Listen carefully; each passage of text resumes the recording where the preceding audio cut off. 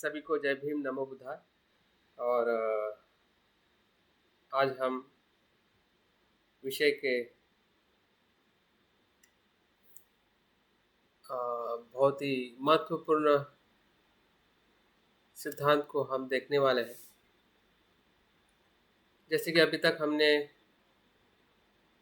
देखा है और समझने का प्रयास किया है कि हमारे जो चित्त के भीतर जो धर्म निर्माण होते हैं, जिसे हम चैतसिक कहते हैं, चैत्य धर्म कहते हैं, और व्यवहारिक और सामान्य तौर पे उसे हम अपने विचार कहते हैं, अपनी कल्पनाएं कहते हैं। तो उसी विचारों का जो एक जाल है या एक संग्रह है, जिसे हम चैत्य धर्म कहते हैं, चैतसिक कहते हैं।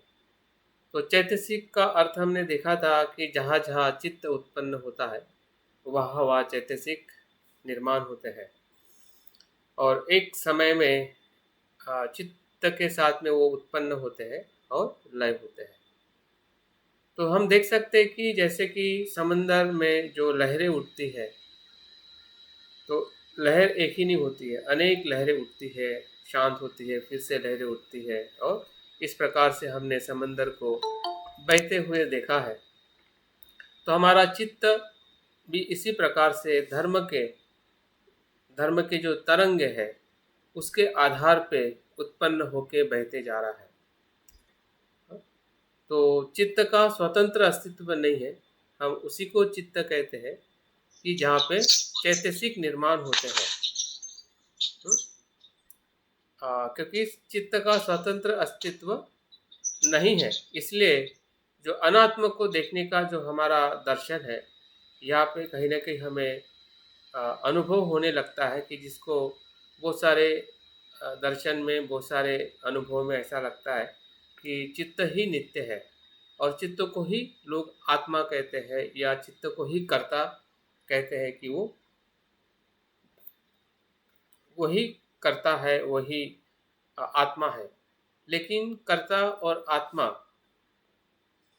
बुद्ध के धर्म में दोनों भी नहीं है, कर्ता भी नहीं है।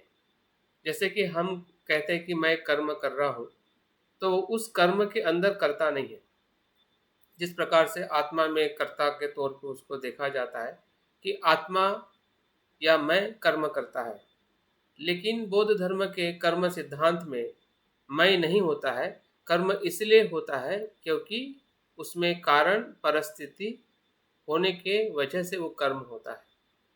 कर्म के पीछे कोई कर्ता या आत्मभाव नहीं होता है, लेकिन अज्ञान की वजह से हम हमेशा अपने कर्म को मैं मेरा कहने की जो हमारी एक सामान्य बुद्धिमत्ता है, उसी बुद्धिमत्ता के कारण हम अपने कर्म को मैं के आधार पर करते हैं, और वही मैं के आधार पर कर्म करने की वजह से हम संसार में या दुख में या इस भवसागर में बार बार जन्म ले चुके हैं। अनेकों बार हमारा जन्म हो चुका है और निरंतर होते रहेगा जब तक इस अप्रतीत्य समुत्पाद के अनुभव के साथ हम अपने कर्म को या हमारे पूरे अस्तित्व को, जो अस्तित्व हम एक बाह्य अस्तित्व को जितना हम जानते हैं, जैसे कि अपने रूप को जानते हैं, अपने नाम को जानते हैं, अपने कुछ किए हुए कर्म और व्यवहार को जानते हैं, लेकिन उस कर्म और उस शरीर के भीतर जो एक सूक्ष्म प्रक्रिया घटित हो रही है, उस सूक्ष्म प्रक्रिया के भीतर जो चित्त और चैतसिक धर्म है, उसको जब हम देखते हैं तो बाह्य जो कुछ भी हमारा सोचने का तरीका है वो धीरे धीरे बदलने लगता है। जैसे कि उदाहरण के तौर पे जब हम छोटे थे या हम बच्चे थे या हम और बच्चों को देखते हैं, तो उसको उसके जीवन में सिर्फ खाने का जो पदार्थ है, विशेषता चॉकलेट ही उसका संपूर्ण जीवन होता है। क्योंकि उसका जो स्वाद जो है वही उसको आकर्षित करता है, और उसी के कारण वो उसको लगता है कि यही मेरे जीवन है, यही मेरा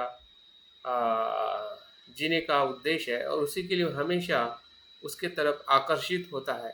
और हमने भी अपने जीवन में ऐसे पल देखे होंगे कि जब हम किसी के उस स्वाद के कारण हम हमेशा उसके पीछे रहे हैं या हम उस वस्तु का उपयोग किए हैं। लेकिन जैसे जैसे हम बड़े होते हैं वैसे वैसे फिर उस चॉकलेट की जगह पे एक खिलौना आता है कि हम खिलौनों के प्रति आसक्त होते हैं और उसी को हम सच मान बैठते कि यही मेरे लिए। आवाज टूट टूट के आ रही है सर। मेरी आवाज टूट टूट के आ रही है। सभी के लिए ऐसा है कि आप ही के लिए है? बाकी लोगों के लिए क्लियर है सर? आवाज क्लियर है, आवाज बरोबर आ रही है। ठीक है, आप सवाल सुनने की ना थोड़ी दिक्कत हो रही शुरू से ही ना, काफी कोशिश की लेकिन सॉल्व नहीं हो पाई। हाँ हाँ हाँ, ठीक है, नेटवर्क प्रॉब्लम होगा। बिल्कुल।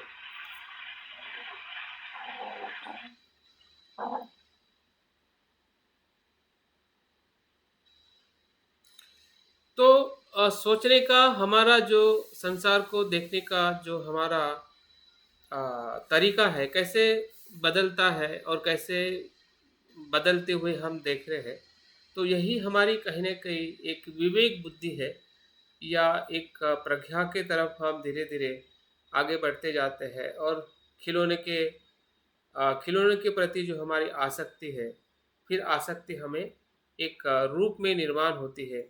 स्त्री रूप में पुरुष को, पुरुष को स्त्री को, पुरुष के रूप में हम विवाह बंधन में बन जाते हैं और हमें लगता है कि हमारा जो जीवन है, संसार है, पति पत्नी का ही जीवन है और इसी जीवन को हम सत्य मान मान बैठते हैं। लेकिन ये सभी जो घटनाएं जब बचपन से लेके युवानी तक और हमारे वैवाहिक जीवन तक और उसके आगे का जो हमारा संसारिक जीवन है, उसी को हम सत्य मान बैठते हैं। लेकिन उसके भीतर होने वाली जो सूक्ष्म प्रक्रिया है, वो देखने का हमारा जो तरीका है या उसके प्रति हमारी जो क्या कहते हैं प्रशिक्षण है या मार्ग है हमारे पास में नहीं होने के वजह से उधर हमारा बिल्कुल ख्याल नहीं जाता है।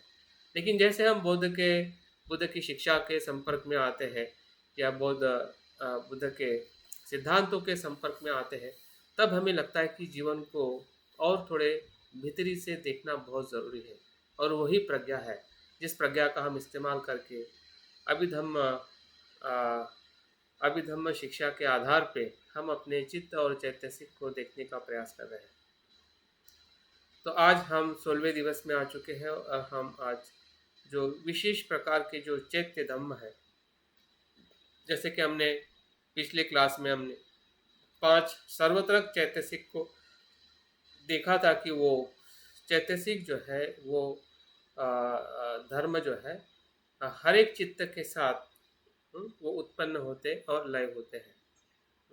वो कुशल चित्त भी हो सकता है, अकुशल चित्त भी हो सकता है, इस क्षण में भी होता है, पिछले क्षण में भी होता है, आने वाले क्षण में भी होता है। और हर एक मनुष्य, हर एक जीव मात्रा के साथ में ये 5 चैतसिक उत्पन्न होना और लय होना, यही उसका स्वभाव है और वही चैत्य धम्म के आधार पे ही पूरा अस्तित्व जो है वो आ, अपने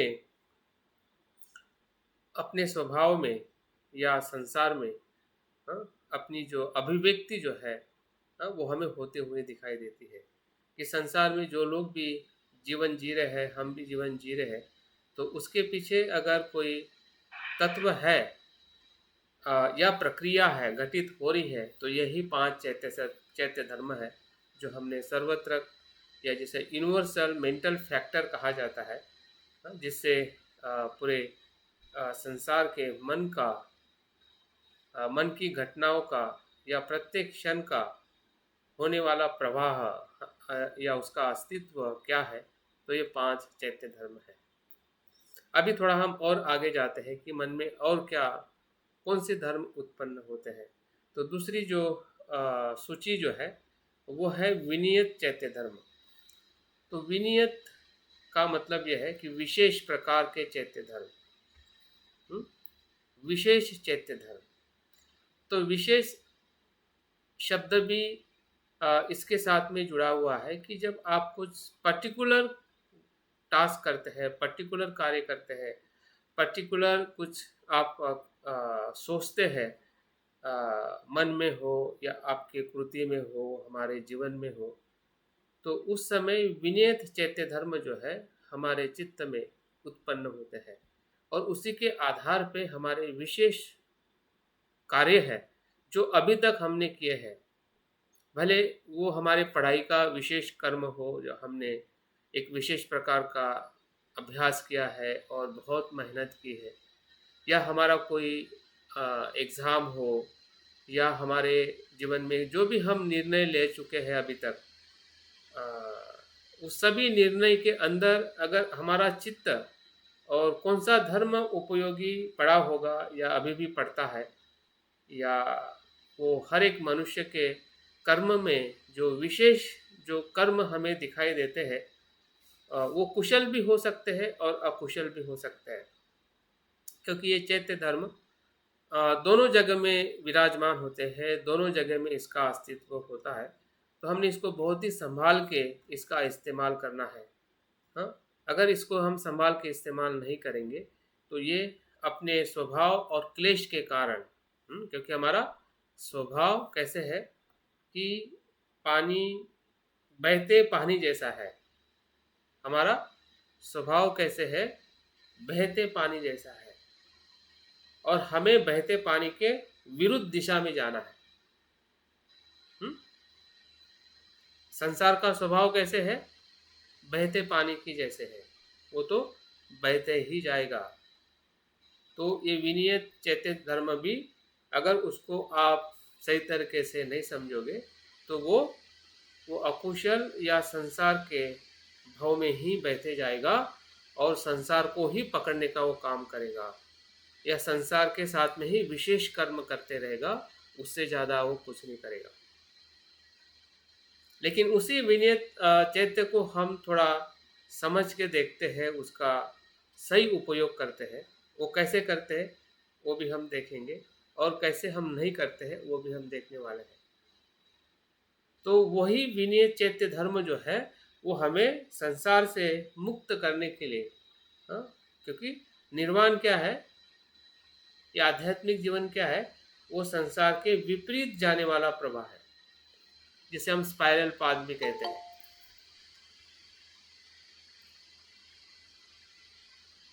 तो विनीत धर्म की सबसे बड़ा हमारे लिए एक महत्व की भूमिका है कि हमारा आध्यात्मिक विकास अगर नहीं हो पा रहा है, अगर हमारा हो पा रहा है और अच्छा हमें आध्यात्मिक विकास करना है, तो इन 5 चैत्य धर्मों को हमने अपने पूरे जीवनचर्या में, या पूरे हमारे व्यक्तित्व में उसको हमने महसूस करना चाहिए या उसका हमने उपयोग करना चाहिए।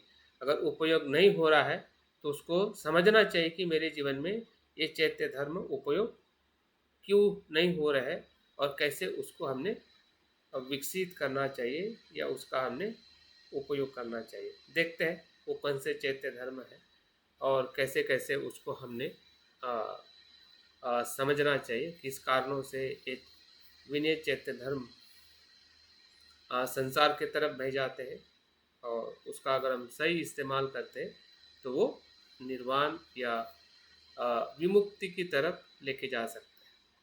तो पहले हम 2 चैत्य धर्मों को देखते हैं और उसके बाद बाकी जो 3 चैत्य धर्म है उसका हम अभ्यास करेंगे। और मुझे खुशी है और आपको भी इसका अनुभव हुआ है, जब हमने इसके ऊपर ध्यान साधना ली थी और मैंने कहा था कि जब हम इसका अभ्यास करेंगे तो उसमें हम थोड़ा सकुलता से देखने का प्रयास करेंगे, लेकिन फिर भी हमने ध्यान के माध्यम से भी थोड़ा कुछ जानने का और अनुभव करने का हमने प्रयास किया था कि हमारे जो विनीत चैत्य धर्म विशेष कर्म में विशेषता हम ध्यान जब करते हैं, और ध्यान के आचरण में हमने इस चैत्य धर्म को कैसे उसका विकास करते हुए हमने ध्यान का सराव करना चाहिए ताकि हमारा ध्यान और गहरा और परिणाम कारक हो सके। तो पहला हम देखते हैं छंद। तो छंद जो है ये हमारे उस चेतना और मनस्कार के साथ में जुड़ा हुआ है। अगर आपको याद होगा, जो सर्वत्रक चैत्य में हमने देखा था कि चेतना मतलब महत्वाकांक्षा, मन की इच्छा, और वो इच्छा ही छंद है। वो इच्छा जितनी शुद्ध होगी और उसके साथ में जो मनस्कार जो उसका उसके आधार पे जो मनस्कार जो निर्माण होगा कि उस छंद के साथ में बह जाना। अगर काम छंद होगा तो वो मनस्कार अयोनिसो मनस्कार जो है संसार के बहते हुए पानी की तरह, हाँ, वो संसार में ही बहते जाएगा।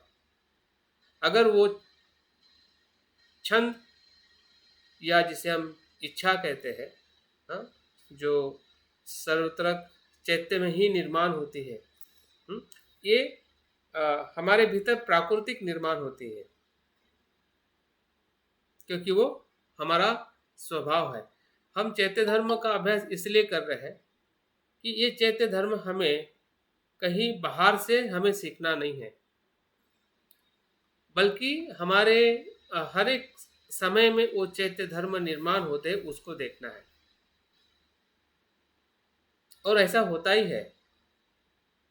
अगर नहीं होता तो फिर ये अभ्यास करके ये हमारे भीतर कैसे निर्माण होता?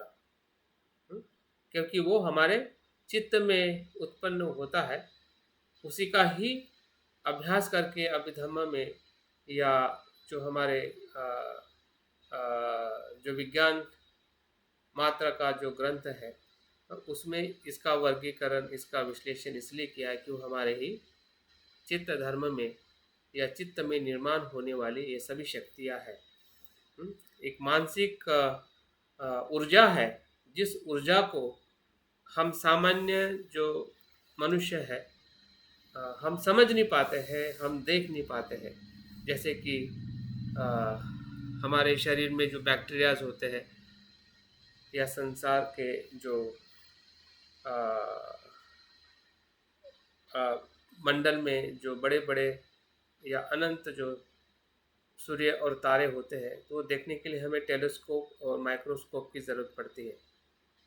जो हम माइक्रोस्कोप से छोटे छोटे जो जीव है हम देख सकते हैं कि वो किस प्रकार से कार्य करते हैं, और टेलीस्कोप से जितना भी दूर सूर्य है, तारे है या ब्रह्मांड है, उसको हम देख सकते हैं, समझ सकते हैं।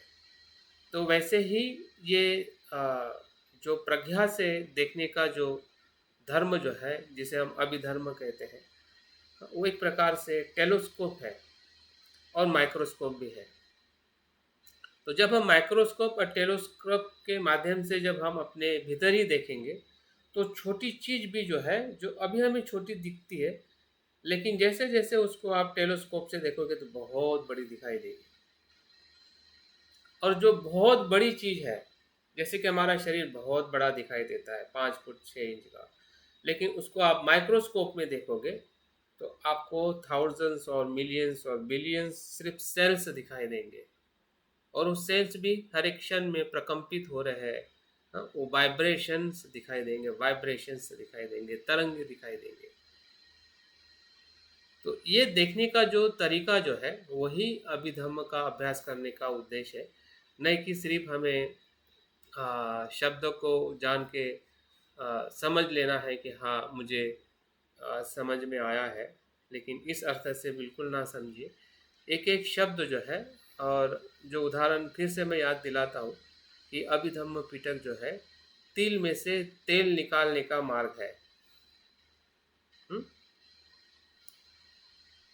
तो शब्द जो है वो तिल है, बीज है, लेकिन उस बीज में से हमें तेल निकालना है, वो प्रज्ञा है, वो अभिधम्म है।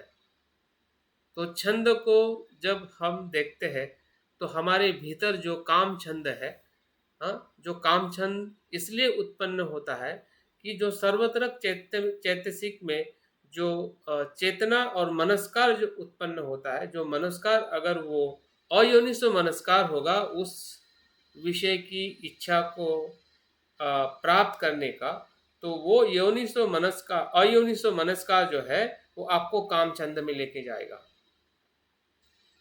और उसी इच्छा के साथ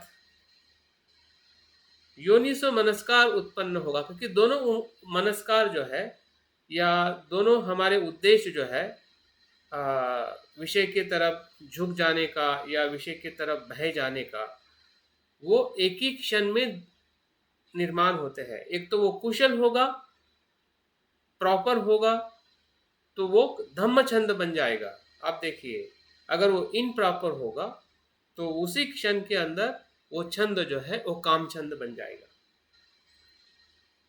अभी इसी क्षण में हम देखते हैं कि इसी क्षण में सर्वत्र चैत्य जो हमारे इस क्षण में निर्माण हो रहा है कि आप शब्दों को सुन रहे हैं और आप में वेदना हो रही है, और उसी वेदना के कारण हमारे मन में एक छंद इच्छा निर्माण हो रही है कि मैं धम्म श्रवण करने में मुझे अच्छा लग रहा है। अगर ये भाव आपके उस सर्वत्र चैतसिक में निर्माण हो रहा है, तो उसी ही प्रभाव में आपके भीतर धम्म छंद निर्माण हो रहा है। लेकिन उसमें अगर कोई दूसरा विषय आके आपका मन अगर भटका रहा है, आपकी आपका मन भटका रहा है किसी अ, काम छंद के विषय में, जैसे कि संसारिक जो हमारा सोचने का, संसारिक दृष्टि से बहते रहने का अगर विषय भीतर आ रहा है और हमारा मनस्कार उसके साथ में चले जा रहा है, तो उसी क्षण में हम काम छंद में भी जा रहे हैं। तो काम छंद और धम्म छंद और काम छंद, ये दोनों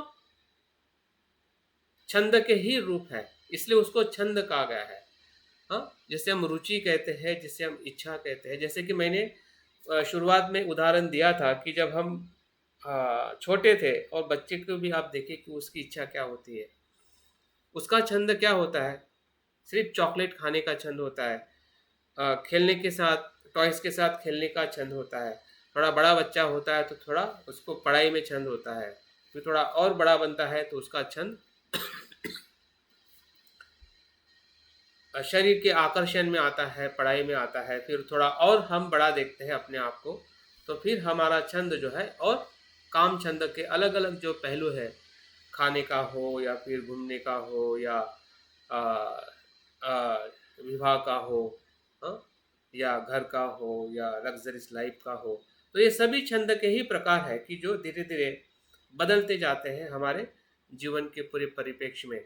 हाँ, तो यही इच्छा, यही रुचि जो है हमारे जीवन में एक तो संसार को बांधने वाली बन जाती है, अगर उसमें अगर हम सही तरीके से उस छंद को देखते हैं, समझदार होते हैं, हाँ, तो उस समझदारी के साथ हमारे भीतर एक धम्म छंद निर्माण हो जाता है। हाँ, तो धम्म छंद का अर्थ यह है कि जब जब भी हमने अपने जीवन में शील को महत्व दिया है, जब जब भी हमने त्याग को महत्व दिया है, जब जब भी हमने मैत्री को महत्व दिया है, मैत्री से कुछ काम किया है, शील से काम किया है, दान से काम किया है, हाँ, एकाग्रता से काम किया है, समझदारी से काम किया है, हाँ, तो ये सभी काम उसी धम्म छंद के कारण हमारे साथ में घटित हो चुके हैं। और अभी भी इस समय में भी जो हमारा जो विशेष चैत धर्म जो है, जो हम एक विशेष प्रकार का अभ्यास कर रहे हैं या एक विशेष प्रकार का कर्म कर रहे हैं, तो उसमें भी हमने देखना चाहिए कि छंद किस प्रकार से कार्यान्वित हो रहा है, कि हमारा अधिक धम्म छंद की तरफ हमारा मन जा रहा है, या कभी कभी काम छंद के जो हमारे भूतकाल और भविष्य की जो हमारी मन के भीतर जो संसारिक अभिलाषा है, उधर जा रहा है। तो हमें इस बात से देखते समय हमें डरना नहीं है। कभी कभी डर के कारण ही हम देखना छोड़ देते हैं। हमें लगता है कि यार मैं इतना वयस्क हो गया हूँ, इतना समय से मैं धम्म आचरण कर रहा हूँ, फिर भी मेरा मन काम छंद में जाता है। हाँ, तो इसी डर के कारण ही हम देखते नहीं कि मेरे भीतर काम छंद आता है। हाँ, तो बौद्ध जो जीवन जो है वो योद्धा का जीवन है, ब्रेव। हाँ, हमें हमेशा अपने आप को एक योद्धा समझना चाहिए, और कभी भी कितनी भी हमारे मन में काम छंद की कुछ भी इच्छा निर्माण हो, फिर भी हमने गिल्टी में नहीं जाना है कि मैं बुरा हूँ, क्योंकि मैं है ही नहीं तो बुरा होने का मतलब नहीं है, मैं का अस्तित्व ही नहीं है। वो कामचंद इसलिए आ रहा है क्योंकि उसके पीछे कहीं ना कहीं मूल कारण है जिसको हमें ढूंढना है। वो मैं के कारण नहीं आ रहा है। हाँ, तो मैं है ही नहीं, तो मैं गिल्टी में कैसे जाऊँ? मैं क्यों डरूँ? जो भी हो रहा है उसको मुझे देख के उसकी जो पूरी प्रक्रिया है उसको मुझे जानना है। अगर हम ये भाव नहीं रखते तो हमारे भीतर जो गिल्टी है, अपने आप को दोष देने की जो भावना जो है वो बढ़ सकती है और हम देखने में ज़्यादा रुचि नहीं रखेंगे कि मेरा काम छंद क्या है और धम्म छंद क्या है। तो इसलिए हमने अपने छंद को पहचानना चाहिए।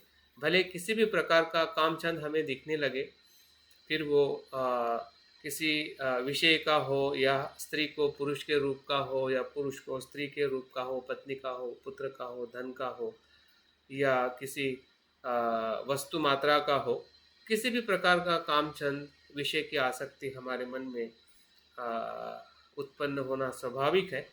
तो उस बात को देखना ये हमारा सबसे पहला कर्तव्य है या सबसे पहली जागृति है कि हमने छंद को पहचानना है कि वो काम छंद है या धम्म छंद है। तो आगे देखते हैं कि जब धम्म छंद कम होता है तो उसके कारण क्या है। तो दूसरा, हमने पहला देख लिया कि छंद में दोनों छंद निर्माण होते हैं। कभी ज़्यादा काम छंद होगा तो कभी कम धम्म छंद होगा। अभी के परिप्रेक्ष्य में अगर हम देखते हैं कि हम ज़्यादा धम्म छंद में हम प्रवेश कर रहे हैं इस समय में, तो काम छंद थोड़ा डाउन होगा। या किसी किसी के परिवार का जो परिप्रेक्ष्य होगा तो अभी भी कहीं ना कहीं काम के बारे में ही मन उधर बहता होगा, जाता होगा और काम छंद में ही हमारा मन का धर्म जो है हम देख सकते हैं। लेकिन हमें देखना ज़रूर है, वहाँ पे हमें डरना नहीं है कि ये आ रहा है तो मैं उसको नहीं देखूँ और मैं बुरा हूँ, मैं बुरी हूँ। इस भाव से अगर हम देखेंगे तो हम आगे बढ़ नहीं पाएंगे और हमारा डर ही हमें फिर आगे जाने के लिए रोकेगा। तो हमें रुकना नहीं है, आगे बढ़ना है, क्योंकि हमें उसके धम्म छंद अगर कम है तो क्यों है उसके बारे में भी हमें जानना है, ताकि जो हमें डर लग रहा है, जो हमें भय लग रहा है कि मुझ में काम छंद है, धम्म छंद कम है, तो क्यों कम है, तो इसके कारण हम यहाँ पे पंते संगरक्षी जी और सुबुति के जो नो योर माइंड शिविर के उनके अध्ययन से हमें पता चलता है। और हमें स्वयं जब इस बात को देखते हैं तो हमें भी समझ में आता है कि हमारा धम्म छंद जो है क्यों कम होता है, किस कारण से हमारे भीतर काम छंद ज़्यादा होता है और धम्म छंद कम होता है। फिर वो किसी भी प्रकार का विशेष कर्म हो, जैसे कि ध्यान करना हो, अभ्यास करना हो, शिविर में जाना हो, मित्रता करना हो, या जो भी हम विशेष कर्म करते हैं अपने जीवन में और सुख संपन्न होने के लिए, या एक विशेष प्रतिज्ञाबद्धता से जो भी हम कर्म करते हैं और उसमें धम्म छंद नहीं होता है या कम होता है, तो वो क्यों कम होता है, तो इसके बारे में 4 बातें इसमें बताई गई है और उसके ऊपर उपाय क्या है उसके बारे में भी हम सोचने वाले हैं, ताकि हम धम्म छंद को हम कैसे बढ़ाया जाए या उसका कैसे विकास किया जाए। तो पहली जो बात बताई जाती है कि हमारी रुचि जो है उसमें भटकाव होता है। रुचि का मतलब हमारी इच्छा, जिसे हम कह सकते हैं कि कुछ करने का हमारा जो भाव होता है, उसमें हमेशा भटकाव रहता है। कभी हमें लगता है कि ये करूँ, बाद में लगता है कि वो करूँ। हम कभी भी अपने रुचि के प्रति स्थिर नहीं होते हैं कि मुझे अभी ध्यान की रुचि है तो मैं ध्यान ही करूँ। तो ध्यान करते करते भटकाव हो जाएगा कि नहीं, अभ्यास करना चाहिए, या मैंने किसी को फ़ोन करके बात करनी चाहिए। और जब आप पढ़ाई करने बैठोगे तब लगेगा कि नहीं, मैं ध्यान करना चाहिए। तो वो दोनों भी धम्म छंद है, ध्यान भी धम्म छंद है और पढ़ाई भी धम्म छंद है। लेकिन वो भटकाव है, वो आपको कंफ्यूज कर रहा है अच्छी बातों में। या वहाँ पे कई काम काम छंद भी आ सकता है। उस रुचि के भटकाव में काम छंद भी आ सकता है। तो काम छंद में तो बहुत सारे संसारिक विषय हमें पकड़े हुए हैं या उससे हम पकड़े हुए हैं, तो वहाँ से भी हमें देखना चाहिए कि वो किस प्रकार के भटकाव है। भटकाव को अगर हम देखते हैं, जैसे कि भटकाव का मतलब ये है कि आपके पास में एक मटका है और उस मटके में आप पानी डाल रहे हैं, लेकिन उस मटके में 2, 3, 4 छेद है, तो आपका डाला हुआ पानी क्या वहाँ पे वो ठहर पाएगा? वो बहते जाएगा। हाँ? वो आपके किसी काम का नहीं आएगा अगर उसमें छेद है। हाँ? ध्यान के अंदर भी जब हम मैत्री भावना करते हैं तो तुरंत हमें लगता है कि मैत्री भावना नहीं, मैंने आनापानसति करनी चाहिए, आनापानसति नहीं, मैत्री भावना करनी चाहिए। तो आप में रुचि है, ध्यान करने की आप में रुचि है, लेकिन रुचि के भीतर जो भटकाव है या अस्पष्टता जो है कि मैं आनापानसति अभी कर रहा हूँ, तो क्यों मैं आनापानसति कर रहा हूँ? अगर आपने तय कर दिया कि मैं इसके लिए कर रहा हूँ तो मुझे आनापानसति ही करनी है, मैत्री भावना नहीं, तो वो भटकाव को हमें पहचानना पड़ेगा। हाँ? और उस भटकाव को पहचानने से ही हमारा जो धम्म छंद जो है, हाँ, वो हमें समझ में आएगा कि कहाँ पे हमारा धम्म छंद जो है वो टूट रहा है, या हम आगे नहीं बढ़ पा रहे हैं। जैसे कि मैंने उदाहरण बताया है, इसके अलावा भी बहुत सारे उदाहरण आप या मैं अपने जीवन में देख सकता हूँ, और आप भी ज़रूर देखिए कि ज़रूर ऐसे ही छोटे छोटे भटकाव है जिसके वजह से हमारा जो धम्म छंद है किसी भी बात का, वो कम हो रहा है या कम हो चुका है। दूसरी जो बात जो है वो ये है कि हमारे धम्म छंद को पूर्ण करने के लिए हमारी पूर्व तैयारी का अभाव होता है। जैसे कि उदाहरण के तौर पे अगर हमें कल किसी गांव जाना है, अगर आपकी पूर्व तैयारी नहीं है कि ट्रेन कहाँ से निकलती है, कितने बजे निकलती है, कितना मुझे पैसा लगेगा, कितने बजे मुझे सुबह उठना है, मुझे कौन छोड़ेगा, अगर ये आपका पूर्व तैयारी नहीं है तो क्या होगा, आप उस जगह पे नहीं जा पाओगे जिस जगह पे आप जाना चाहते हैं सामान्य तौर पे। वैसे ही धम्म जीवन में भी ऐसे ही है। जैसे कि ये मेरा क्लास है, आपका भी एक क्लास है, तो अगर हम पूर्व तैयारी नहीं कर रहे कि क्लास कितने बजे है, मुझे कौन से काम करके मुझे 5 मिनट पहले या समय पे मुझे इस क्लास में ज्वाइन होना है, तो क्या होगा, ये करने से और नहीं करने से ही धम्म छंद का विकसित होना और नहीं होना आधारित रहेगा। अगर ऐसा हम नहीं कर रहे हैं, इस क्लास की बात नहीं कर रहा हूँ, बल्कि आप ध्यान करने के लिए बैठ रहे हैं और आप पूरी तरह से प्रिपेयर नहीं हैं, अगर आपने प्रिपरेशन नहीं की है, जैसे कि मैंने कहा कि आपको कौन सा ध्यान करना है, कितने मिनट के लिए करना है, आप जिस जगह पे बैठ रहे हैं उस जगह का आसपास का वातावरण आपके ध्यान के लिए अनुकूल है या नहीं है, आपका मन क्या कह रहा है, आपका मन ये कह रहा है कि मैं अभी मैत्री भावना करूं या बिल्कुल नहीं करूं, चैंटिंग करूं, मंत्र पठन करूं, तो ये सभी पूर्व तैयारी है आपके धम्म छंद को बढ़ाने के लिए। अगर वो नहीं बढ़ रहा है, इसका मतलब यह है कि हमारी पूर्व तैयारी जो है कहीं ना कहीं कमज़ोर है। अगर हमारा अभ्यास अच्छी तरह से हम नहीं कर रहे, अगर हमें ऐसा लग रहा है कि मेरे पढ़ाई का छंद जो है कम होते जा रहा है, तो उसके बहुत सारे कारण हैं। एक तो यह है कि हमारे पास में ऐसे अच्छी किताबें नहीं है कि जिस किताबों को हम और दूसरे दृष्टिकोण से पढ़ें। हमारे पास में बुद्धायनी धम्मा है, लेकिन बुद्धायनी धम्मा के साथ साथ में हमारे पास में पाली साहित्य भी होना चाहिए, ताकि बाबा साहब ने जो दिए हुए रेफरेंसेस है जिसमें से उन्होंने ग्रंथों को लिया है, वचनों को लिया है, ताकि उस ग्रंथ के सूत्रों को भी हम खुद पढ़ सकें, वो आपका धम्म छंद बनेगा। अगर आप सिर्फ बोलेंगे कि नहीं नहीं बाबा साहब के ग्रंथ को ही मुझे पढ़ना है, हाँ, तो आपके उस ग्रंथ के पढ़ने की जो तैयारी जो है, हाँ, कितनी है। हम जब पढ़ते हैं तो हमारे पास में नोट पेन रखने का भी हमारा एक हैबिट होना चाहिए कि कुछ पॉइंट्स हम उसमें से नोट डाउन करके रखें। जो हमें समझ में आए, जो हमें समझ में नहीं आए, ताकि हम उसके ऊपर चिंतन करें, मित्र से चर्चा करें। क्योंकि जब तक हम पूर्व तैयारी से किसी किताब को नहीं पढ़ते हैं तो वो धम्म छंद की तरफ नहीं जाता है। हाँ? आप देखिए कि बाबा साहब को इतना छंद था कि वो 18-18, 20-20 घंटे किताब पढ़ते थे,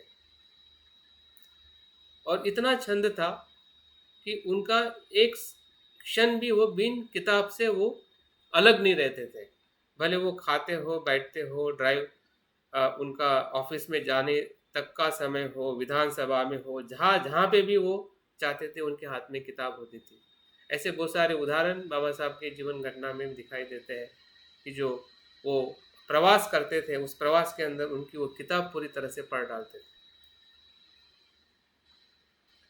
तो ये जो छंद जो है पढ़ने का, किताब अभ्यास या ध्यान का, या धम्म जीवन के किसी भी कार्य के प्रति अगर हम पूर्व तैयारी हमारी नहीं है, इवन हमारा शरण गमन भी अगर वो धम्म का छंद है, तो हमारी पूर्ण पूर्व तैयारी होनी चाहिए कि क्यों मैं शरण गमन कर रहा हूँ।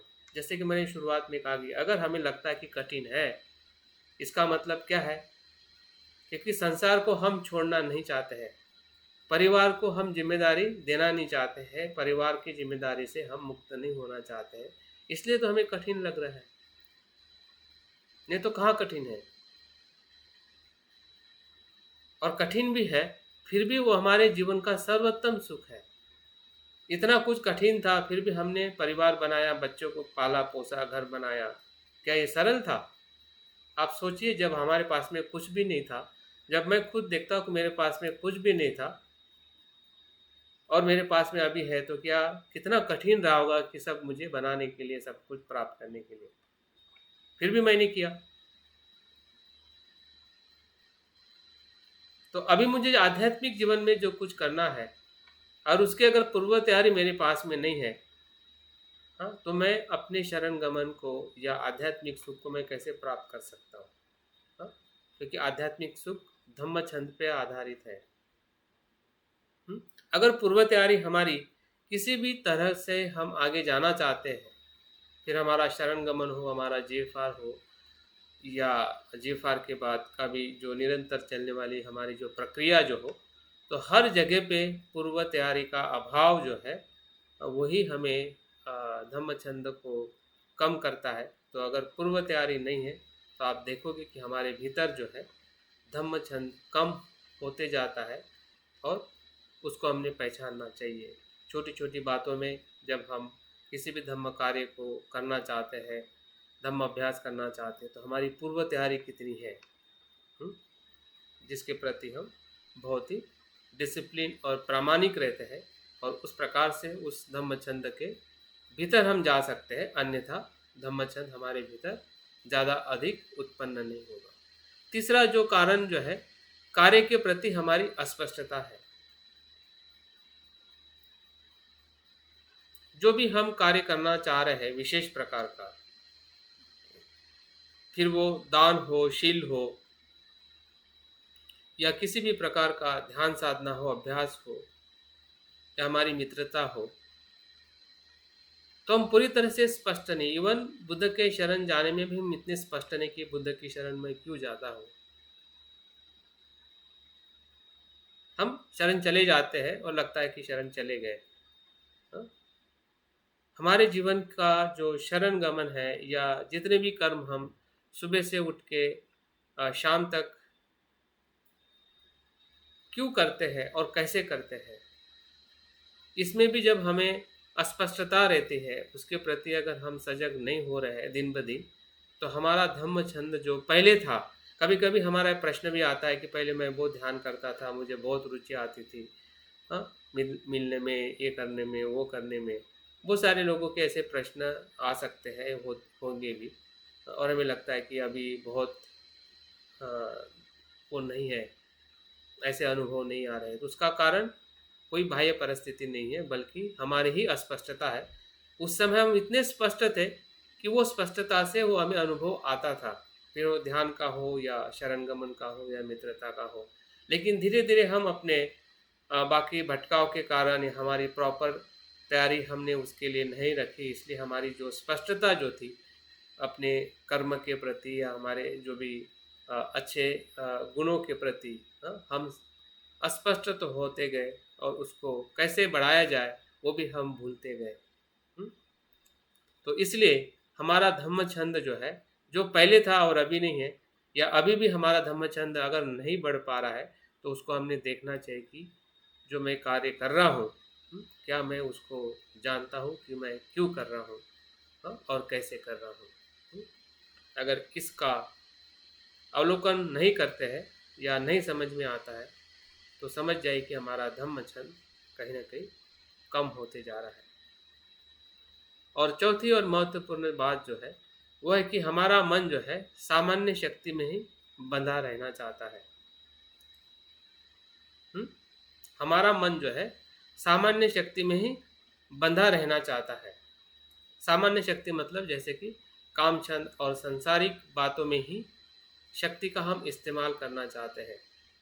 हमें लगता है कि परिवार समाज में जो बदलाव हमें करना है, होना है, उसी में ही हमारी पूरी शक्ति होती है। लेकिन मानसिक जो बदलाव जो है समाज और परिवार में, हाँ, उधर हमारी ज़्यादा शक्ति नहीं लगती है। हुँ? और उसके वजह से भी हमारे भीतर जो धम्म छंद जो है, हाँ, वो कहीं न कहीं कम होते हुए दिखाई देता है। तो इन सभी बातों से हम धम्म छंद की जो कमियाँ हैं, उसके कारण को जब हम देखते हैं, तो हमें उसके ऊपर उपाय भी दिखने लगते हैं। जैसा हम समस्या को देखते हैं, तो समस्या ही कहीं न कहीं उपाय में परिवर्तित हो जाती है। लेकिन हम समस्या को ही नहीं देखते, हमें लगता है कि नहीं, मेरे पास तो बौद्ध धर्म है, मैं रोज़ पंचशील त्रिशरण ग्रहण करता हूँ, ध्यान करता हूँ, मुझ में धम्मचंद है। तो धम्मचंद है तो फिर आगे क्यों नहीं जा पा रहा? अधिमोक्ष और स्मृति और प्रज्ञा हमें क्यों नहीं मिल रही है?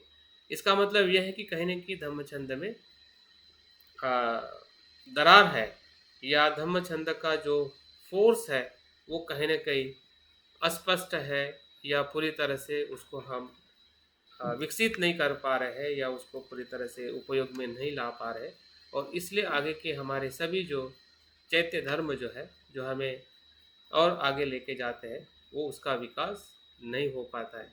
तो इसलिए धम्मचंद के कारण को समझते हुए उसका विकास कैसे होता है, उसको भी हमने देखना चाहिए। तो पहला जो उपाय है कि हमने अपने जीवन को शिलाचरण युक्त करना चाहिए, जो हम ऑलरेडी करने का प्रयास कर रहे हैं।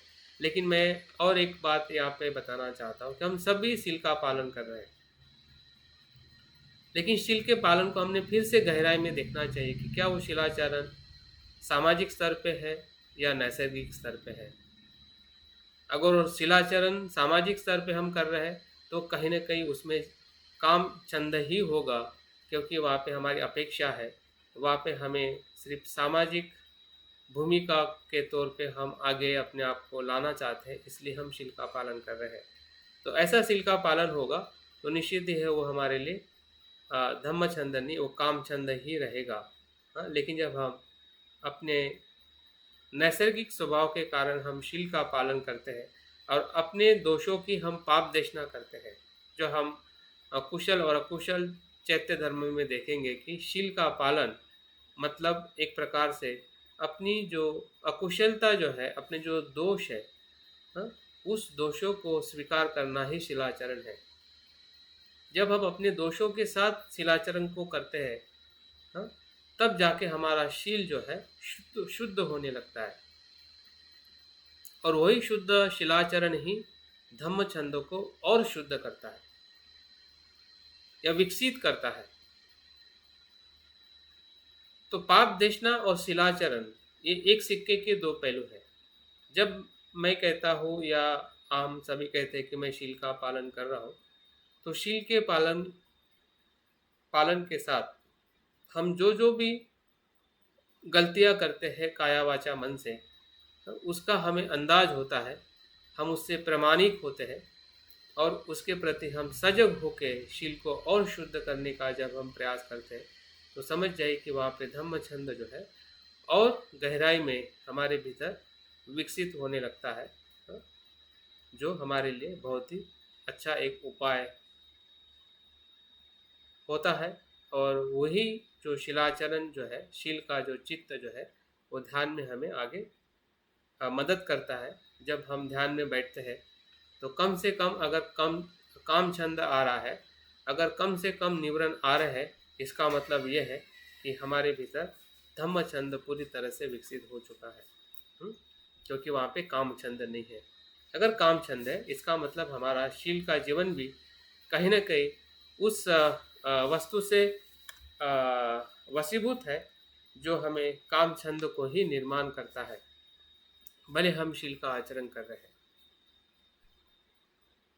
दूसरा जो उपाय है कि हमने पूर्व तैयारी करनी चाहिए। जैसे कि पहले वो पूर्व तैयारी नहीं होने के कारण हमारा धम्म छंद कम होता है, तो यहाँ पे पूर्व तैयारी सही होने से हमारा धम्म छंद बढ़ता है, विकसित होता है और ज़्यादा उसका विकास होता है। उस चैत्य धर्म को हम और ज़्यादा विकसित करते हुए हमारे भीतर देख सकते हैं, अगर हमारी पूर्व तैयारी बिल्कुल योग्य हो, जैसे कि इस वर्ग में हो या किसी भी हमारे धम्म कार्य में अगर हम पूरी तैयारी के साथ सम्मिलित होते हैं तो निश्चित ही है कि हमारा धम्म छंद और ज़्यादा विकसित हो सकता है। तीसरी जो बात जो है कि कुशल कर्म और शरण गमन के उद्देश्य के प्रति हमें स्पष्ट रहना चाहिए। जैसे कि हमने पहले देखा कि हमारे कार्यों की अस्पष्टता ही हमारे धम्म छंदों को कम करने का कारण है। इससे विपरीत जो है हमारे जो कुशल कर्म है, जैसे कि दान है, मैत्री है, किसी को मदद करना है और हमारा शरण गमन है, तो इन उद्देश्यों के प्रति हमने बहुत ही स्पष्टता के साथ उसका विकास करना चाहिए कि मैं शरण गमन क्यों कर रहा हूँ, मेरे उसके पीछे क्या उद्देश्य है, सांसारिक उद्देश्य है या सही अर्थ में मुझे संसार से विमुक्त होने के लिए मैं बुद्ध की शरण जा रहा हूँ। तो इन बातों से ही हमारा धम्म छंद है और ज़्यादा विकसित होता है। चौथी जो बात है, मन को शुद्ध करने वाले कार्य में रुचि रखनी चाहिए। जैसे कि ध्यान तो अपने आप में एक कार्य है जब हम ध्यान करते हैं, लेकिन उसके साथ और बहुत सारी बातें हैं, जैसे कि निसर्ग को देखना, अच्छे संगीत को सुनना, काव्य को सुनना, बुद्ध पूजा को संगायन करना, भक्ति मार्ग का अनुसरण करना, इन आदि कार्यों से भी हमारी जो धम्म छंद की जो रुचि है या धम्म छंद के विकास के लिए हमें ये सभी बातें उपयोग में आ सकती हैं। तो इस प्रकार से धम्म छंद जो है या छंद का जो चैत्य धर्म जब हमारे चित्त में इस क्षण में हम निर्माण हो रहा है तो उसके भीतर काम छंद है, उसका कारण भी हमें पता चलना चाहिए, क्योंकि धम्म छंद का अभाव होने से ही काम छंद निर्माण होता है। सॉरी सर, ये निसर्ग क्या है? जैसे संगीत, काव्य, बुद्ध पूजा, भक्ति मार्ग, तो मुझे समझा, निसर्ग का मतलब थोड़ा सा स्पष्ट करेंगे? यस, निसर्ग, मेहरचंद जी, आपका विषय है पर्यावरण को देखना, है ना? पर्यावरण के संपर्क में आना, पेड़ पौधे लगाना, निसर्ग की जो प्रक्रिया है ना, उसके साथ में एंजॉय करना, जिससे हमारा जो काम छंद से हम धम्म छंद की तरफ आ सकते हैं। संगीत मतलब जो एक काव्यात्मक संगीत है, जो भक्ति संगीत कहते हैं, या जिसमें संसारिक से जो ऊपर उठने वाला संगीत है, जिसे हम क्लासिक संगीत कहते हैं या भावगीत कहते हैं, है ना, या लोकगीत कहते हैं, जिस संगीत से हमें तत्व का बोध होता है ना। पोइट्रीज है, पोइट्रीज हाँ, इसमें सर बहुत बारीक सा फर्क है काम छंद और धम्म छंद में। मैं जैसा समझ रहा हूँ। बिल्कुल। कि जैसे आपने एक उदाहरण दिया कि संगीत सुनना, तो संगीत तो मतलब फिल्मी गीत सुनना हो तो वो तो काम छंद हो गया, और मैं धार्मिक चीजें कुछ सुनना हो तो वो धम्म छंद हो गया। बिल्कुल बिल्कुल। नहीं, इसी तरह से एक चीज और बहुत एक बारीक सी चीज मुझे समझ में आ रही है कि जैसे कि मान लो मुझे एक्सरसाइज करनी है, तो एक्सरसाइज अगर मैं अपनी मसल्स बनाने के लिए कर रहा हूँ तो काम छंद है, और स्वस्थ रहने के लिए कर रहा हूँ तो वो धम्म छंद है। राइट। काम एक ही है, काम तो एक ही है, मतलब जो कर रहे हैं हम वो तो एक एक्सरसाइज कर रहे हैं हम। लेकिन अगर हम जो मसल्स बनाने के लिए कर रहे हैं, बॉडी बनाने के लिए, तो आई थिंक वो काम छंद, और स्वस्थ रहने के लिए कर रहे हैं तो धम्म छंद। बिल्कुल मैं सही सही है, फर्क समझ रहा हूँ? बिल्कुल सही है। इसलिए छंद दोनों जगह पे है, लेकिन एक में काम विषय है, इसमें एक धम्म है। धम्म का मतलब है सत्य, है ना। धम्म का मतलब है स्पष्ट, ठीक है। तो इस अर्थ से छंद के चैत्य धर्म को हम जैसे कि मैं चंद जी ने बताया, और आपके और मेरे, हम सभी के जीवन में जो कुछ भी धम्म हमारे भीतर आया है या हम धम्म के संपर्क में आए हैं, तो उस बात को हमने ज़रूर ढूंढना चाहिए कि मेरे भीतर कैसे काम छंद काम करने से मैं संसार में बह जाता हूँ, और धम्म छंद से मैं कैसे संसार से विपरीत जो विमुक्ति का मार्ग है या निर्वाण का मार्ग है, उसके तरफ जाने के लिए मुझे ये छंद कैसे परिबल है। और ये परिबल होने के साथ में भी वो कम होता है, या उस कमी को हमें कैसे दूर करना चाहिए, उसकी भी बात इसमें बता के इस धर्म को अगर हम देखते हैं तो निश्चित ही है हमारा आगे बढ़ने का हौसला जो है और बुलंद हो सकता है। क्योंकि दूसरा जो चैत्य धर्म है वो है अधिमोक्ष। इसी छंद को अगर शक्तिशाली होता है, छंद अगर शक्तिशाली होता है, मतलब धम्म छंद हमारे भीतर होता है, तो हमारा अधिमोक्ष भी उसी के अनुसार सदृढ़ होता है। अगर किसी का काम छंद सदृढ़ होगा तो उसका अधिमोक्ष भी संसार में रहने के लिए ही संकल्पबद्ध होगा। तो दोनों तरफ, मतलब छंद, काम छंद होगा तब भी वहाँ पे अधिमोक्ष होगा, धम्म छंद होगा वहाँ पे भी अधिमोक्ष होगा। तो हमने यहाँ पे अपने जीवन का जो क्या कहते हैं कि मार्ग है, किस दिशा से जा रहा है, वो हम इस धर्म के माध्यम से हम आराम से देख सकते हैं और समझ सकते हैं कि मैं जब काम छंद में जाता हूँ तब भी मेरा अधिमोक्ष काम छंद के साथ में ही जाता है, लेकिन जब मैं धम्म छंद में जाता हूँ तो मेरा पूरा अधिमोक्ष जो है संकल्प है, दृढ़ निश्चय है, जागृति है, प्रतिज्ञाबद्धता है, उस धम्म छंद के साथ में आगे बढ़ती है। तो अगर हमारे भीतर अगर अधिमोक्ष है, जिसे हम संकल्प कहते हैं, तो वो कम क्यों होता है, जैसे कि हमने छंद में भी देखा है। तो यहाँ पे भी 4 कारण बताए गए हैं कि अगर हम खुद का अवलोकन करते हैं कि मेरे भीतर छंद, अगर धम्म छंद है, अगर वो अधिमोक्ष नहीं हो रहा है, क्या कारण हो सकते हैं जिसके वजह से हमारे जो निर्णय जो है वो पूरी तरह से परिपक्व नहीं होते हैं या ज़्यादा मजबूत नहीं होते। उसके जो पहले जो कारण में बताया है कि बुद्ध धम्म संघ के प्रति हमें कुछ न कुछ शंकाएं बनी रहती है। जो 5 न्यूरन के अंदर जो 5वां न्यूरन है विचिकित्सा, जो हमें हमेशा मतलब वो ऐसी दिखाई समझ में नहीं आती है, क्योंकि हम बुद्ध के प्रति बहुत श्रद्धावान हैं।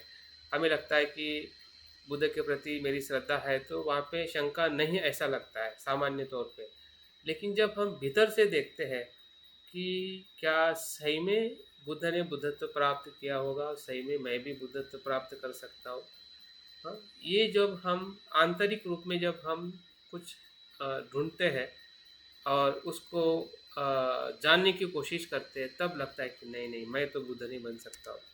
शायद बुद्ध ने भी बुद्धत्व प्राप्त किया होगा या नहीं किया होगा, उनके प्रति भी हमें कहीं ना कहीं संभ्रम निर्माण होता है। धम्म के प्रति भी संभ्रम होता है कि क्या शिलाचरण से सब कुछ बदल जाएगा, कुशल कर्म करने से सब कुछ संसार अच्छा हो जाएगा। तो धम्म के आचरण, धम्म के तत्व के प्रति भी कहीं ना कहीं हमें भीतर में शंकाएं निर्माण होती रहती है।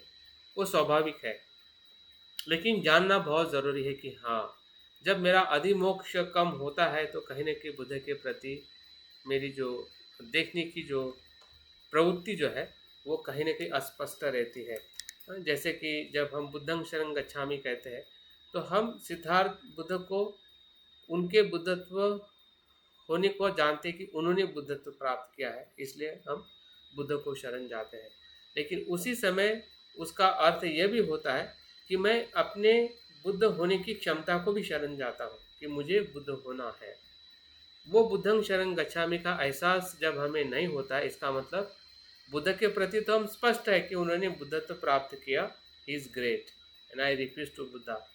लेकिन स्वयं के भीतर भी वो क्षमता है और मुझे बुद्ध होना है।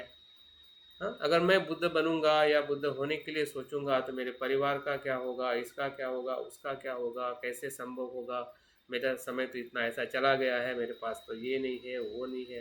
तो ऐसे बहुत सारे प्रतिप्रश्न हमारे भीतर शंका के रूप में आते रहते हैं और हम सही अर्थ में बुद्ध की शरण में नहीं जा पाते हैं और हमारा जो निर्णय जो है वो कहीं ना कहीं कमज़ोर होता है। तो हमने ढूंढना चाहिए, क्योंकि सभी में कैसा क्या होगा मैं पूरी तरह से हर इंडिविजुअल के लिए नहीं बता सकता हूँ, ना कोई बता सकता है। लेकिन आप खुद अपने भीतर इस शंका के कुछ पहलुओं को ज़रूर देख सकते हैं और महसूस कर सकते हैं कि जब मैं ध्यान करता हूँ तो ध्यान के प्रति भी कहीं न कहीं ऐसे हमारे मन में अनेक संभ्रम आने लगते हैं, शंकाएँ आने लगती है। क्या सही में मुझे मेरा मन शांत हो जाएगा? मुझे तो मेरा मन तो इधर जा रहा है, उधर जा रहा है, वैसा ही है। तो हमें ध्यान के प्रति भी संभ्रम निर्माण होता है, क्या ध्यान करने से मैं शांत हो जाऊंगा, मैं सुखी बन जाऊंगा या नहीं। तो जो हम कर्म करते हैं, जो हमें अच्छा लगता है, फिर भी उसके प्रति जब हम अनिर्णायक रहते हैं, पूरी तरह से उस पर विश्वास हमें नहीं होता है, तो कहीं ना कहीं उसके भीतर जो है अस्पष्टता है, शंकाएं हमारे मन में उत्पन्न होती रहती है।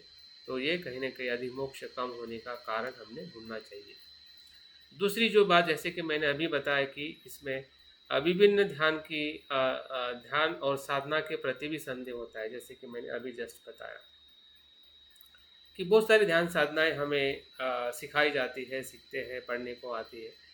तो कभी कभी ध्यान साधना के प्रति भी हमें संदेह निर्माण होता है कि ये सही है कि वो सही है, ये करे या वो करे। तो सभी ध्यान साधना के प्रति हमने स्पष्ट रहना चाहिए कि आनापानसति मतलब इसके लिए, मैत्री भावना मतलब इसके लिए, विपस्सना मतलब इसके लिए। अगर उसमें जो भी अस्पष्टता है उसको हमने क्लियर करना चाहिए। अगर क्लियर नहीं है, इसका मतलब कुछ न कुछ संदेह है कि हम उस संदेह के साथ में ही आगे बढ़ना चाहते हैं और इसलिए अधिमोक्ष हमारे भीतर कम होने लगता है। तीसरी जो बात जो है वो हमेशा हम शंकास्पद रहते हैं, मतलब विचारों की अस्पष्टता रहती है। क्योंकि हम जिस पार्श्वभूमि से अपने जीवन को बना चुके हैं, बचपन से लेके अभी तक जो कुछ भी हमने अपने जीवन को एक आदर्श दिया था या आदर्श मान लिया था कि इस प्रकार का जीवन ही सुख संपन्न होता है, जो हमारे पूर्व संस्कारों से या हमारे समाज और परिवार के परिप्रेक्ष्य में हमने जो सोच लिया था कि यही जीवन है, लेकिन वो अभी लग रहा है कि वो वैसा नहीं है। लेकिन जब वो वैसा नहीं है, उसकी भी हमें स्पष्टता नहीं होने के कारण हम हमेशा शंकास्पद में रहते हैं कि ऐसे कैसे ये हो सकता है, ऐसे कैसे वो हो सकता है। हाँ, क्योंकि हमारा अनुभव ही हमें अस्पष्ट बनाता है।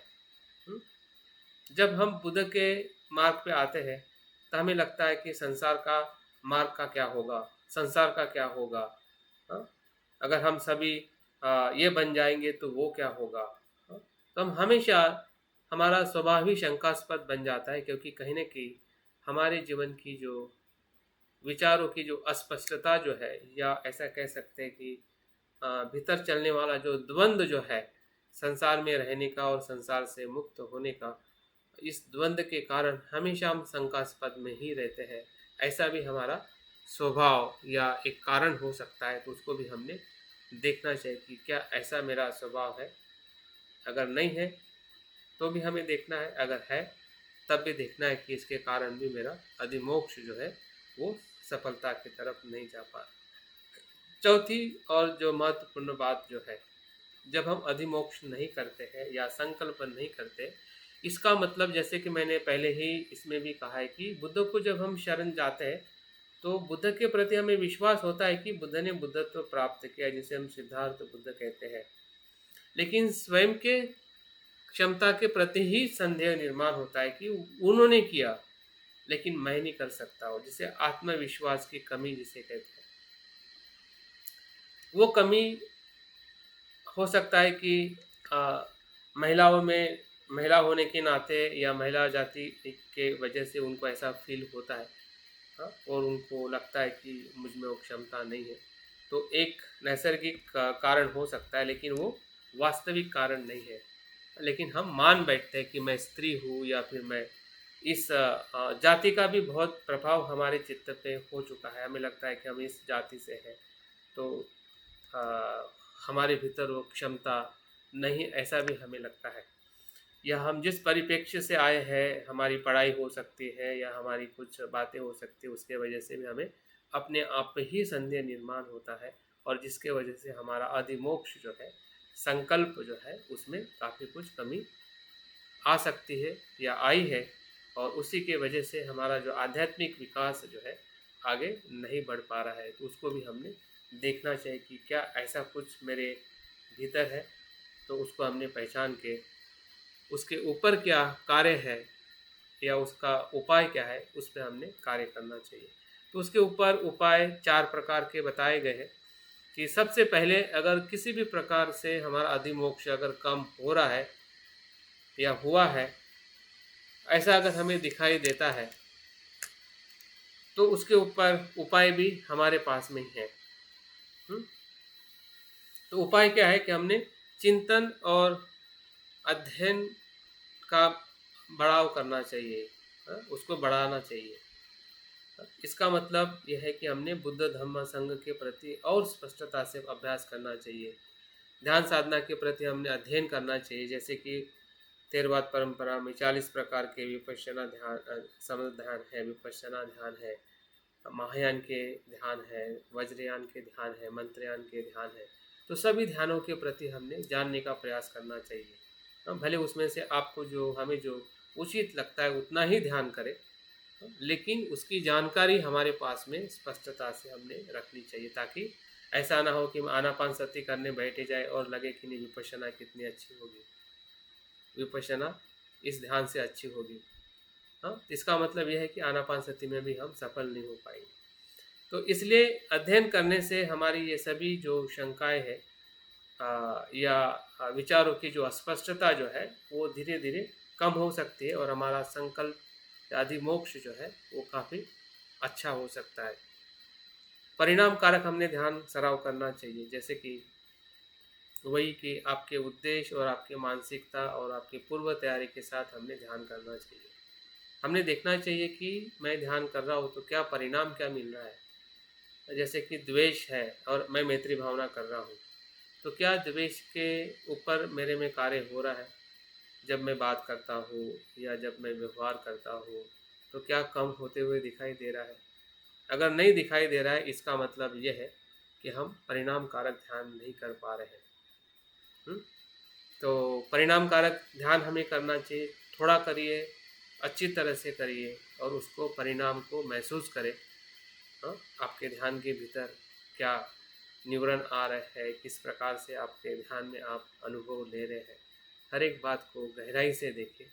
वो एक उपाय हमें अधिमोक्ष के लिए मदद कर सकता है। ध्यान के अनुभव को लिखें, जैसे कि अभी मैंने जस्ट बताया है। ध्यान को और परिणाम कारक करने के लिए हमने अपने जीवन में क्या बदलाव हुआ है, हमारी आसक्ति हो, हमारा लोभ हो, हमारा द्वेष हो, हमारे कुछ व्यवहार हो, हमारे संबंध हो, तो इसमें क्या बदलाव हुआ है, इसको भी हमने देखना चाहिए, ताकि हमारा अधिमोक्ष और मजबूत हो सके।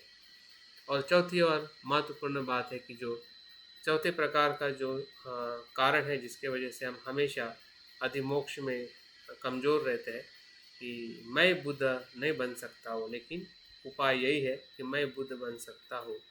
ऐसी श्रद्धा का हमने विकास करना चाहिए, क्योंकि वो मुझ में क्षमता है। मेरा जन्म ही उसके लिए हुआ है, और बार बार जन्म इसी के लिए ही होगा। जब तक हम बुद्ध नहीं होंगे तब तक हमारा जन्म होते रहेगा। तो इसका मतलब हमारा जीवन का उद्देश्य एक ही है, बुद्ध होना है। तो वो श्रद्धा, वो आत्मविश्वास अगर हम अपने भीतर अधिमोक्ष के चैत्य धर्म से देख पाते हैं, समझ पाते हैं, तो बाकी के जो चैत्य धर्म जो है हमें और ऊंचाई की तरफ लेके जाते हैं। क्यों? क्योंकि धम्म छंद और अधिमोक्ष ही स्मृति को स्थापित करता है। अगर आप कहोगे कि मुझ में स्मृति का अभाव है, इसका कारण क्या है? क्योंकि हमारे पास में धम्म छंद नहीं है, अधिमोक्ष नहीं है, इसलिए हमारी स्मृति नहीं है। बाकी सभी जो धर्म जो हमें अगर हमारे जीवन में दिखाई नहीं दे रहे हैं, स्मृति का अभाव है, हमारा मन एकाग्र नहीं हो रहा है, हमारे पास में प्रज्ञा का अभाव है, हम जैसा है वैसा नहीं देख पाते हैं, अगर सभी हमारे पास में समस्या है या हमें हमारे मन में अगर उत्पन्न नहीं हो रही है, इसका मतलब उसके जो मूल जो दो कारण है, धर्म जो है, हाँ, काम छंद से धम्म छंद, वहाँ पे हम पूरी तरह से बढ़ नहीं पा रहे हैं। और धम्म छंद होने के बाद में सिर्फ वो पर्याप्त नहीं है, लेकिन महत्वपूर्ण है। धम्म छंद जब अधिमोक्ष में परिवर्तित होता है, जैसे कि हम संकल्प करते हैं कि मैं 10 मिनट 15 मिनट के लिए ध्यान करूँ, ध्यान के लिए हम बैठते हैं, क्लास के लिए हम 1 घंटा बैठना और हम 1 घंटे से भी ज़्यादा बैठते हैं, तो ये हमारा अधिमोक्ष है। अगर धम्म छंद है और अधिमोक्ष है तो आप देखोगे कि हमारी स्मृति और समाधि और प्रज्ञा का भी विकास होते हुए हम अपने किसी भी कुशल कर्म में देख सकते हैं, फिर वो अभ्यास का हो या ध्यान का हो, दान का हो या आपकी कल्याण मित्रता का हो। तो स्मृति का उद्देश्य धम्म छंद और अधिमोक्ष के साथ में जुड़ा हुआ है। क्योंकि अधिमोक्ष क्या करता है कि आपको आपके उद्देश्य की तरफ जाने के लिए हमेशा वो मजबूत रहता है। वो एक संकल्प की एक शक्ति है कि जो हमें स्मृतिमान बनाता है। अगर संकल्प नहीं है, जैसे कि मैंने उदाहरण बताया था कि अगर हमें कल कहीं दूसरे गांव जाना है और आपका संकल्प नहीं है रात को सोने के पहले कि मुझे वहाँ पे जाना ही है, तो वो संकल्प का अभाव होने के कारण हम सुबह उठ नहीं पाएंगे। वो संकल्प का अभाव होने के कारण हमारी पूर्व तैयारी सही तरीके से हम कर नहीं पाएंगे और हम वहाँ पे जा नहीं पाएंगे। लेकिन अगर आपने निर्धार कर लिया है, इसका मतलब आपकी पूर्व तैयारी भी आपने कर ली है कि मुझे कैसे, कब और कितने बजे उठ के उस जगह पे जाना है, तो वहाँ से आपकी स्मृति जो है वो बढ़ते जाती है, सजगता बढ़ते जाती है कि आप वर्तमान में आ जाते हैं कि अभी आगे आपको किस दिशा से जाना है। वर्तमान में रहते हुए, क्योंकि वर्तमान में रहने से ही हम उस जगह पे जा सकते हैं जिस जगह पे हमें जाना है, जिसे हम सजगता कहते हैं या हेतु की स्मृति कहते हैं। हेतु की स्मृति भी उसी धम्म छंद के साथ में जुड़ी है, क्योंकि धम्म छंद से वो आई हुई है। धम्म छंद वो ध्यान का हो सकता है, आनापानसति में हमारा श्वास हो सकता है, और श्वास के प्रति जो सजगता बने रहना या उस उद्देश्य के साथ में स्मृतिमान रहना कि मुझे श्वास के साथ सजग रहना है। फिर उसमें आपकी काया की स्मृति हो, वेदना की स्मृति हो, आपके चित्त की स्मृति हो या मन में आने वाले विचारों की स्मृति हो, और सभी प्रकार की जो स्मृतियाँ जो है वहाँ पे धीरे धीरे उसका हम अनुभव लेने लगते हैं, क्योंकि हम पूरी तरह से अभी उस ट्रैक में है जिस ट्रैक से हमें आगे बढ़ना है। हमारा जो फ्लो जो था काम छंद के तरफ बहने का, वो पूरे फ्लो को ही हमने टर्न कर दिया है, और टर्न करने के बाद वहाँ पे ऐसा संकल्प डाल दिया है कि अभी वो पीछे नहीं जाएगा।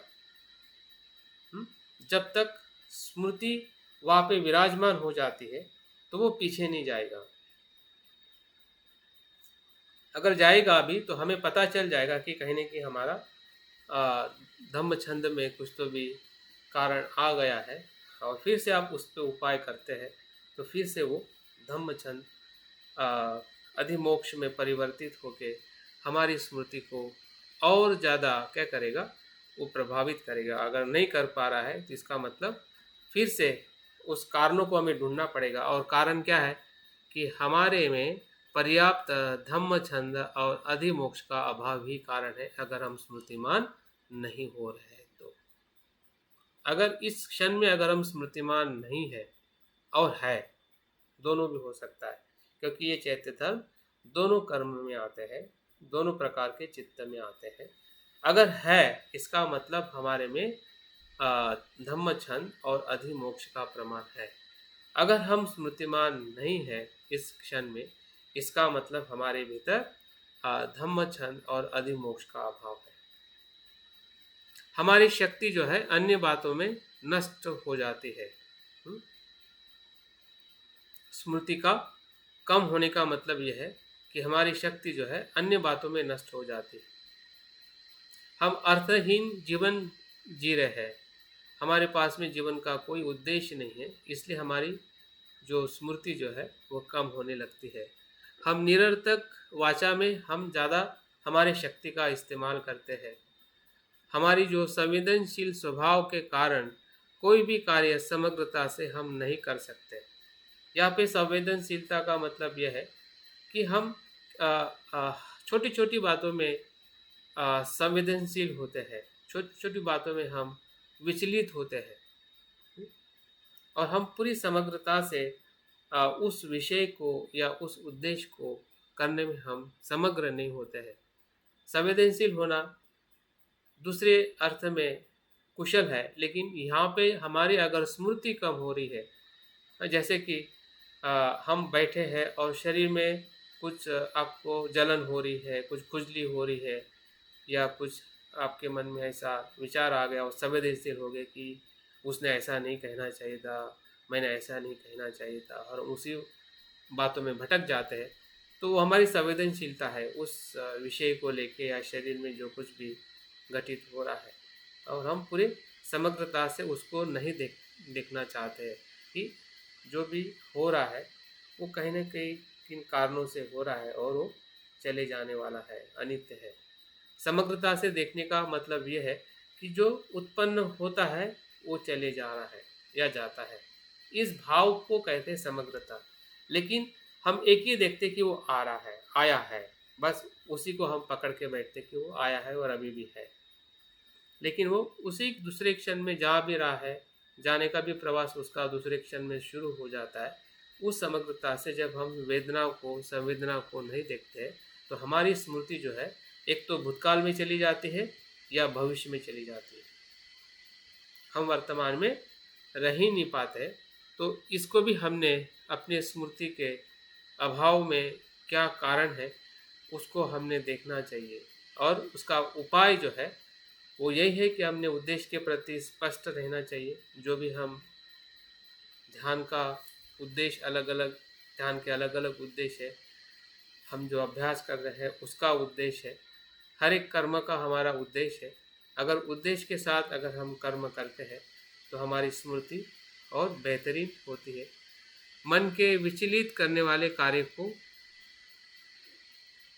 रोकना चाहिए। जो हमें ऐसे जो कर्म है, कार्य है, किसी ऐसे मित्र के साथ बैठना उठना जो हमें विचलित करता है, या अधिक टीवी के कार्यक्रमों को देखना, जो हमें पसंद के एक दो प्रोग्राम है ज़रूर हम देख सकते हैं, लेकिन अतिरिक्त समय ऐसी चीज़ों को देखना जो हमारा समय और हमें मन को विचलित कर सकते हैं, ऐसे एक्टिविटीज़ के साथ रहना या निरर्थक बातें करना, तो इस पे भी हमें कार्य करना पड़ेगा ताकि हमारी स्मृति की जो शक्ति है वो हमारे स्मृति को बढ़ाने के लिए उपयोगी बने, नहीं कि वो नष्ट करने के लिए।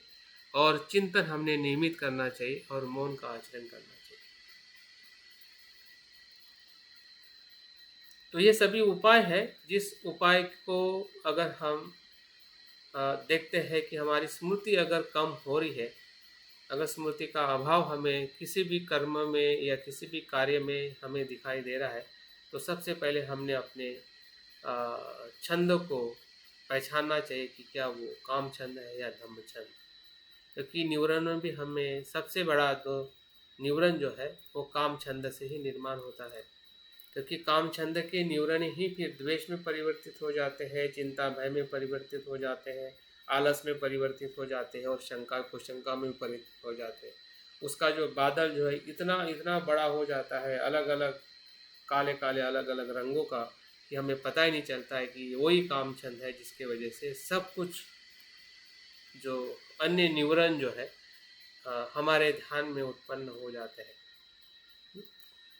तो वो इसीलिए होते हैं क्योंकि हम अपने काम छंद पे वो पूरी तरह से शुरुआत से हम कार्य करने में असफल रहे हैं, या उसके कमजोरी को हमने नहीं देखा है, या उसका उपाय क्या है जो काम छंद में से हमें धम्म छंद में लेके आता है, उस पे हम बहुत कम काम कर रहे हैं। इसके वजह से हमारे ध्यान में जो हमें आगे जाना है, जो चौथा धर्म हमारे चित्त में उत्पन्न होता है जिसे समाधि कहते हैं, मन की एकरूपता या कुशलता, और जो उपचार और अर्पणा समाधि है वो स्मृति के आधार ही संभव है। जैसे हम स्मृतिमान होते हैं अपने उद्देश्य और अपने ध्यान के प्रति या हमारे कुशल कर्म के प्रति, तो जो भी 5 निवरण जो है वो शांत हो जाते हैं। वो 5 निवरणों का शांत होना ही उपचार समाधि है। और जैसे उपचार समाधि के चित्त में हम प्रवेश करते हैं तो वहाँ से हमारी एकाग्रता जो है वो अपने आप, जैसे हम नैसर्गिक एकाग्रता कहते हैं, नेचुरल कॉन्सेंट्रेशन, सहज कॉन्सेंट्रेशन, जो हमें अर्पणा समाधि में जाके पहला ध्यान, दूसरा, तीसरा, चौथा, इस प्रकार से ध्यान के माध्यम से हम और आगे प्रज्ञा के अनुभव तक हम पहुंच जाते हैं, या उसका हमें अनुभव आने लगता है। तो समाधि भी अगर हम देखते हैं कि अगर हमारे समाधि में समस्या है तो वही है कि जो 5 निवरण हमारे ध्यान में आते हैं उसको हमने देखना चाहिए, और उसका उपाय जो है, उपाय के अंदर भी हमें बताया जाता है कि उसको आते जाते देखिए स्काई की तरह, या उसके भी परिणाम को देखें, उसके कुशल परिणाम को देखें। हाँ, तो आदि इन सभी उपायों को करते हुए हमारी समाधि का जो चैत्य धर्म है उसको हमने सुरक्षित करना चाहिए, क्योंकि अगर सुरक्षित नहीं करते हैं तो यही समाधि जो है अकुशल समाधि बन जाती है। असम्यक समाधि मतलब काम छंद की तरफ वो समाधि, बहुत ही हम एकाग्रता से काम छंद में चले जाते हैं, क्योंकि वहाँ पे भी समाधि की ज़रूरत है।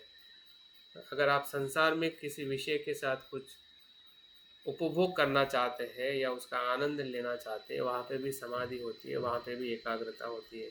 कोई चोर अगर चोरी करता है या हम भी किसी विषय को ग्रहण करते हैं तो वहाँ पे भी एक प्रकार की एकाग्रता होती है, लेकिन वो अकुशल एकाग्रता है, या जिसे हम असम्यक समाधि कहते हैं। लेकिन यहाँ पे हमें सम्यक समाधि में अगर परिवर्तित करना है तो हमने उसके समस्या को और उसके उपाय क्या है, जिस उपाय के कारण हमारी समाधि बेहतरीन हो सकती है, हाँ, और वो एक हमारे कुशल कर्म का आधार बन सकता है ये, या निर्वाण तक जाने का वो आधार बन सकता है। ऐसे ये विनियत 5 चैत्य धर्म है। और 5वां है प्रज्ञा। प्रज्ञा का मतलब ज्ञान का प्रकाश, यथार्थता, सत्य का साक्षात्कार, जैसे है वैसा जानना और देखना, जिसे हम विपश्यना भी कहते हैं, जिसके अंदर हम 3 लक्षण देखते हैं, दुख, अनित्य, अनात्म, 2 सत्य देखते हैं जो कंडीशनल और अनकंडीशनल या सांसारिक और निर्वाण का सत्य, और 4 आर्य सत्य का हमें बोध होता है।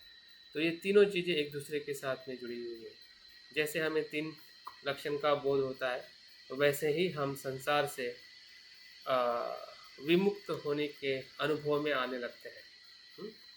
क्योंकि संसार के प्रति जब अनासक्ति होने लगती है, उसी अनासक्ति के अनुभव में ही हम निर्वाण के सत्य में जो असंस्कृत अनुभव है, संस्कारों से वो मुक्त ऐसा अनुभव है, और उसी को ही असंस्कृत सत्य कहा जाता है, और व्यवहारिक रूप में उसी को ही 4 आर्य सत्य कहते हैं, जहाँ पे दुख और दुख के कारण को हम जानते हैं, और निर्वाण के मार्गों को हम जानते हैं। तो यही प्रज्ञा है कि जो हमें धम्म छंद से अधिमोक्ष, और अधिमोक्ष से लेके स्मृति और समाधि के साथ प्रज्ञा का जो उद्भव जो है वो हमारे जीवन में हम इस 5 चैत्य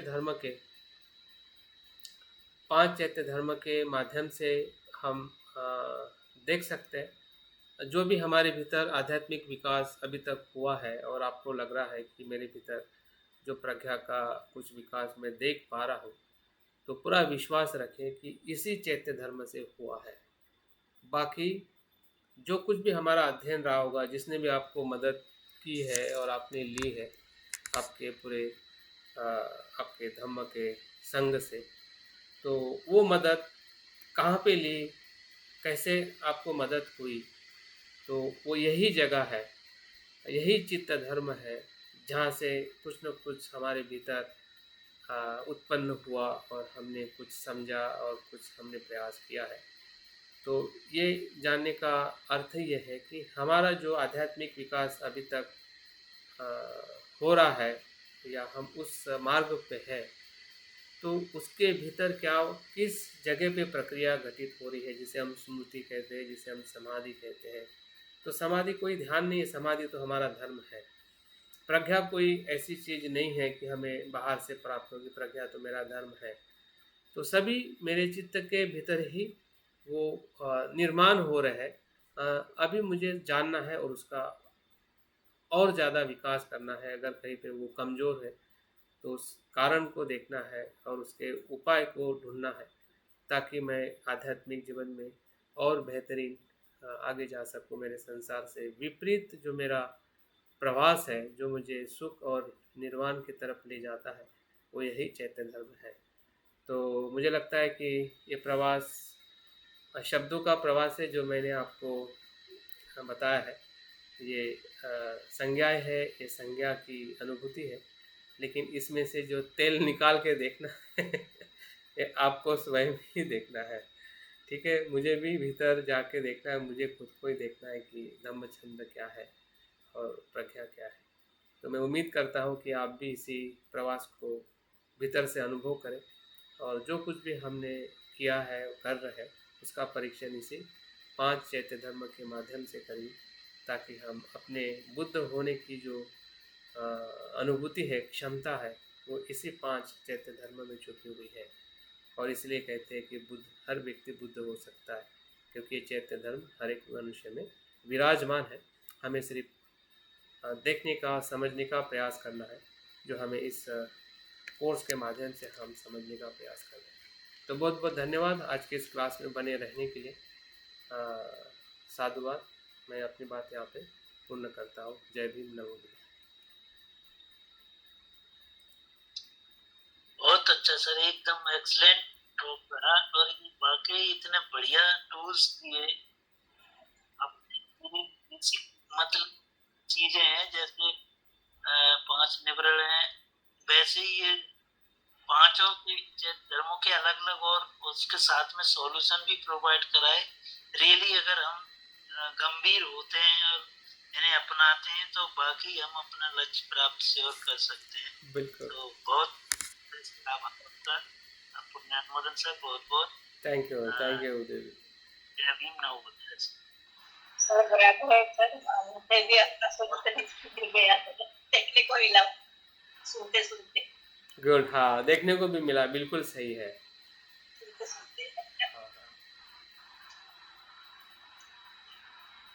एक प्रकार का आईना है कि हम अपने आप को देख सकते हैं कि हम कहाँ पे और कैसे हैं। बहुत बहुत साधुवाद सर, बहुत बहुत साधु सर, बहुत ही बेहतरीन सर लेक्चर है आज का। Thank you.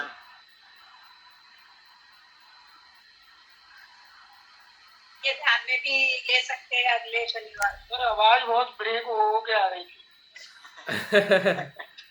मुझे तो नहीं लग रहा है, मेरा आवाज तो यहाँ से पूरा था और बाकी लोगों को भी सुनाई दिया है।